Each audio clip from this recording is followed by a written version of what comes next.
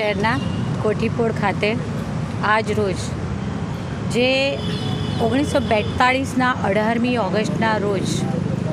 જે સમગ્ર દેશમાં ઓગસ્ટ ક્રાંતિ ચાલી હતી ત્યારે વડોદરા શહેરના કોઠીપોળમાં પણ મા ભારતીની આઝાદી માટેની એ લડતમાં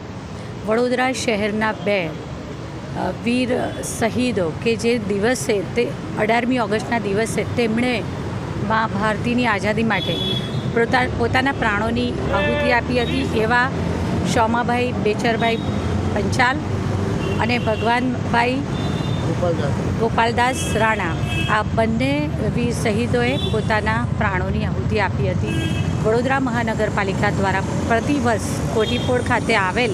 તેમના શહીદ સ્મારકને પુષ્પાંજલિ અર્પણ કરવાનો કાર્યક્રમ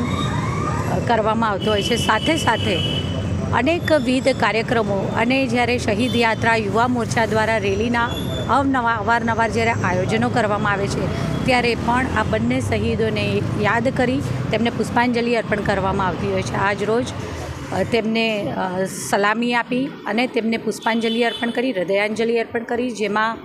અમારી સાથે આ સમિતિના ચેરમેન એવા વર્ષાબેન,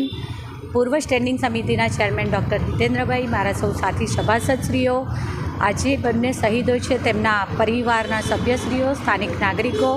ફાયર વિભાગ અને સૌ સિપાહીઓ સૌએ સાથે મળી અને તેમને સલામી અર્પી, પુષ્પાંજલિ અર્પણ કરી, હૃદયાંજલિ અર્પણ કરી.